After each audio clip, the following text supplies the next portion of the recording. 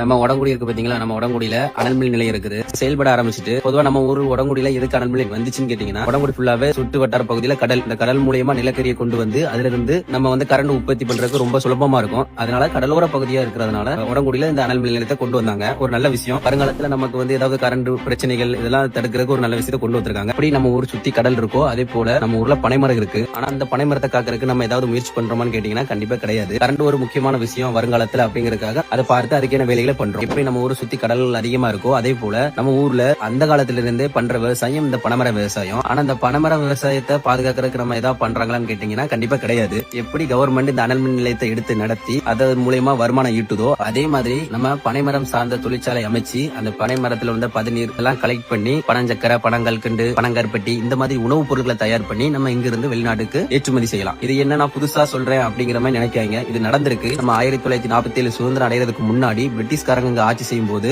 இங்கிருந்து நம்ம பக்கத்துல உள்ள குலசேகரப்பட்டினத்துல ஒரு சர்க்கரை ஆலை தயார் பண்ணாங்க. இந்த சர்க்கரை ஆலையில என்ன பண்ணுவாங்கன்னு கேட்டீங்கன்னா, நம்ம சுற்றுவட்ட கிராமங்கள்ல உள்ள பதநீரை மொத்தமா கலெக்ட் பண்ணி இந்த ஃபேக்டரியில வச்சு பதநீர்ல சீனி தயார் பண்ணாங்க. இந்த விஷயம் நடந்துச்சு. இது நான் எப்படி சொல்றேன்னு கேட்டீங்கன்னா, நம்ம கிராமத்துல உள்ள வயசான தாத்தா கிட்ட நீங்க கேட்டீங்கன்னா அவங்க சொல்லுவாங்க, சின்ன வயசுல அவங்க இருக்கும்போது பதநீரை மொத்தமா கலெக்ட் பண்ணி ஒரு பைப் லைன்ல ஊத்துனாங்க. அந்த பைப் லைன் இங்க இருந்து குலசேகரப்பட்டினம் வரையும் போகும் அப்படிங்கறத சொல்லுவாங்க.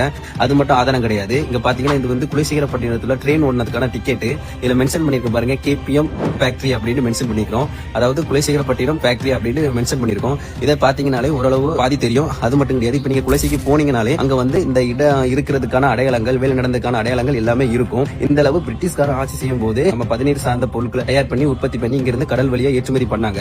அதே விஷயத்த நம்ம ஏன் பண்ணக்கூடாதுங்கிறது தான் என்னோட கேள்வி. என்னுடைய கேள்வியா மட்டும் தான் இருக்கு. இது சரின்னு நினைச்சீங்கன்னா, இது பண்ணலாம் அப்படின்னு நினைச்சீங்கன்னா உங்களோட கருத்தை கமெண்ட்ல சொல்லிட்டு போங்க.